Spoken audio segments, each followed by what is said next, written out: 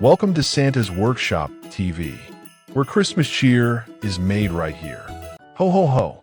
Hello, my dear friends at Santa's Workshop. Santa here. Today I want to share a very special Christmas story.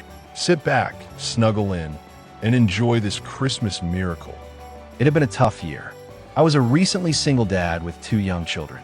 My job had ended, money was tight, and I didn't know how I would make Christmas magical for my girls. 1 month before Christmas, I told my girls that there might not be many presents this year. They said they understood, but I could see the disappointment in their eyes, and it broke my heart.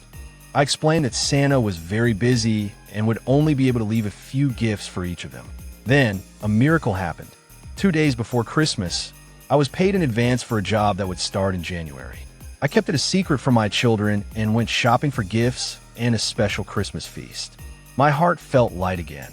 I wrapped all the gifts, hid them in my bedroom, and waited excitedly for Christmas Eve. Very early on Christmas morning, I quietly went into the living room to put the presents under the tree. But when I reached the tree, I was stopped in my tracks. There were already dozens of presents under it, and every single one had my name on it. The presents were for my children. They had wrapped their favorite toys in books, so I would have something to open on Christmas morning. With tears in my eyes, I realized something important. Christmas magic doesn't come from stores or money. And in that moment, I promised that I would never again doubt Santa Claus. It comes from love, from giving what little you have with a full heart.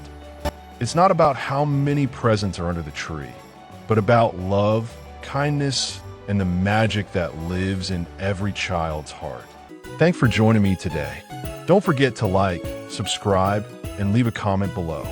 I'd love to hear from you. Until we meet again, stay jolly, be good, and keep the spirit alive all year long.